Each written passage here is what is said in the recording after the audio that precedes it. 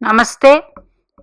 నైసర్గిక శుభగ్రహాలైన గురుగ్రహం, శుక్రగ్రహం, బుధగ్రహం వీరు ఒకరికొకరు కేంద్రాల్లో ఉన్న, ఒకరికొకరు కోణాల్లో ఉన్న, వీళ్ళు కలయికలు కేంద్ర కోణాల్లో ఉన్న మంచి ధనవంతులు.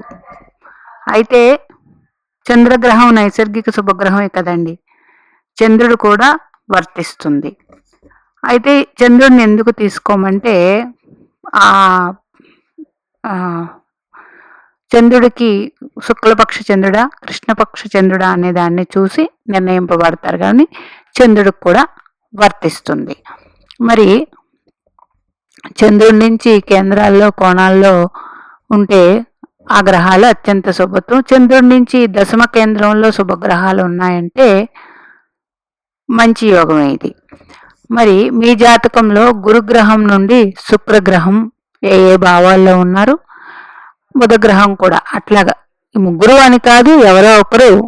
గురువు నుంచి శుక్రుడు ఉన్నాడు, శుక్రుడి నుంచి గురుగ్రహం ఉన్నా, బుధగ్రహం ఉన్నా, కేంద్రాల్లో కానీ కోణాల్లో కానీ ఇది ఉంటే వర్తిస్తుంది. అంటే గురుడు పంచమంలో ఉన్నారనుకోండి, భాగ్యంలో శుక్రగ్రహం ఉంటే అది యోగమే. అదే వాళ్ళకి స్వస్థానాలు అయితే ఇంకా మంచి ధనయోగాలు ఉంటాయి. మరి జాతక చక్రంలో ఈ విధంగా మీకు ఉన్నాయేమో. ఇది జాతక చక్రం ఆధిపత్య శుభులు పాపులు అనుసరించి కాదు, ఒరిజినల్గా గ్రహాల వల్ల కూడా ఈ యోగాలు ఏర్పడతాయి.